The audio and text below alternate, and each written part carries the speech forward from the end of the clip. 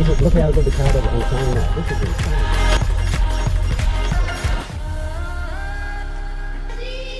Okay, I've had my Discovery for 12 months now, just re-registered it.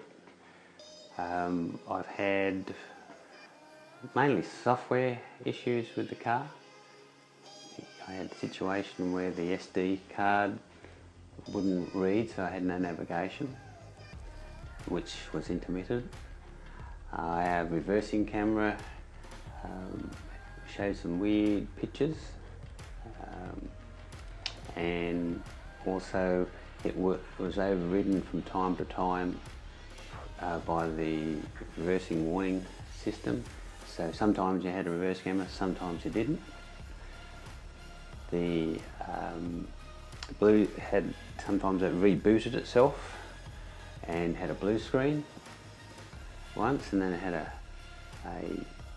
black screen once. So it's a bit frustrating that that's 3 visits and really didn't get anything done. Also, I had some premature service required warning lights messages, and that was a bit frustrating because, yeah, I've heard of people talking about oil dilution, but I really haven't ever met one that's had it, and I think a lot of it's done, the worries are caused by the fact that you're getting these premature warning systems telling you service required.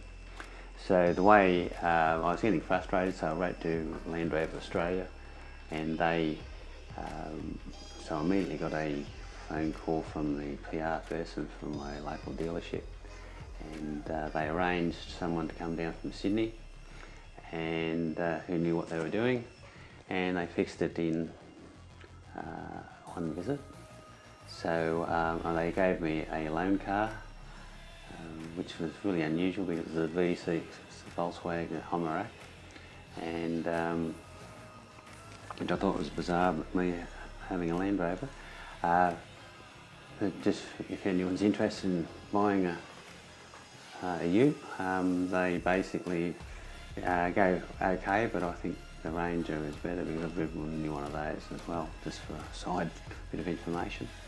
But the car was built in November 17, and in January 18 production they put in the 10-inch screen for the info centre, and basically the CarPlay is now available for that.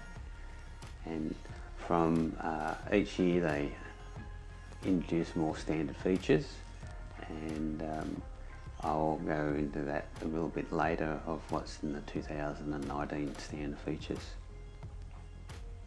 I'm overall very happy with the mechanical side of the car, and I'm looking forward to years of trouble-free motoring.